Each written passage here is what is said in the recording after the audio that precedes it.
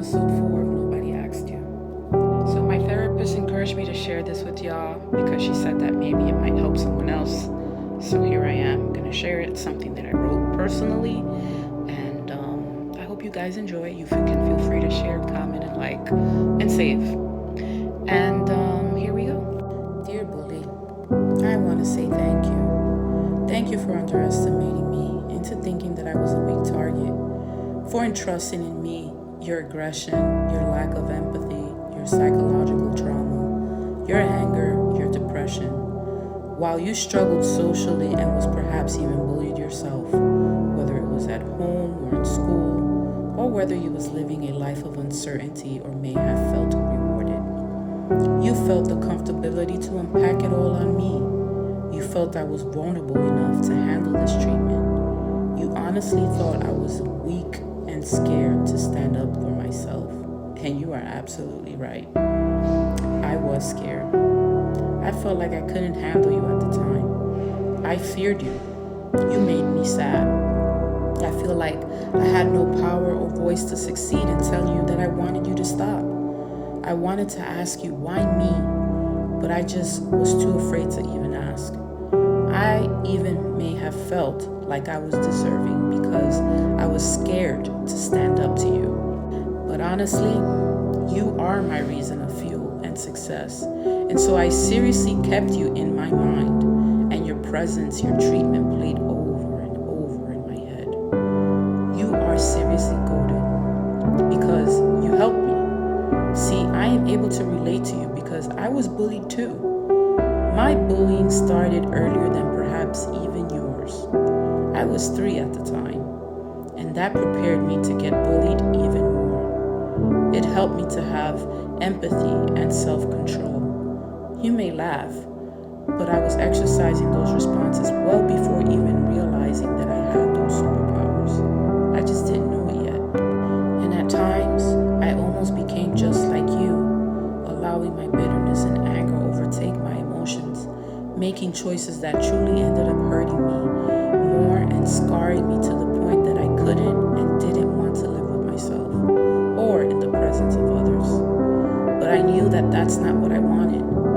I have felt severe pain and was weak, full of grief. The tears I cried were a way of my release of my emotions, and even that response put me in an intense position to be ridiculed and yet again perceived as weak. I wanted to be better than you. And I believe I have. And when I say that I am better, I am not saying it because I wanted to compete with you. I actually at times wanted to be just like you. I contemplated the behavior and thought this is the way. I will get what I deserve, respect, admiration. I desperately felt that I needed, and most importantly, validation. But that didn't bring any happiness. It just made me feel worse. It made me feel like I was giving into the pressure of obliging my enemy and giving him the power to break me. I wanted to move from a place of love and unity, and yet every striking blow was trying to tear me apart on the inside to break my integrity, principles, and values. I had to tap into what beauty and qualities I possessed to become a truly authentic version of myself. See, another superpower of mine is humility. Through that power, I am able to thank you today. I wouldn't be who I am today if it wasn't because of you. The principles of treating others the way you want to be treated is embedded in me. I didn't want to be this way because of how it made me feel. And in finding the silver lining in all of this, I just know that if you wouldn't have made me feel the way that you did, I wouldn't be the person that I am today, a diamond in the rough. Diamonds are made under intense pressure, and their imperfections still make them beautiful. They shine bright like the stars and bright like the moon. You may not be able to observe the light while surrounded by other light. Only in the darkness will the brightness be truly appreciated. The dark times bring about some beautiful things, and I know it has brought the best out of me. I want you to know what you did to me was not your fault. I was chosen by the Most High to be his daughter, and so I became a target for my father enemy, and he used you because you didn't know any better. So I forgive you because you didn't want to do these things. The sad part is you didn't know the superpower you had in causing the greatness you did. And so I hope you learned that now. Your behavior was somehow needed in order to help me, and for that reason I write this to you today. Sometimes people never learn and become old and bitter and continue down the same path. Don't let that be you, bully. But if you are bully, then just understand that your behavior may fire up someone, or maybe not. I also wanted you to know that we all struggle and our battles are not with each other, but a spiritual one. And we must feed our souls to be better, a better version of ourselves. The bigger bully wants to intimidate us, persecute and oppress us, because our real bully doesn't have a chance like you and I.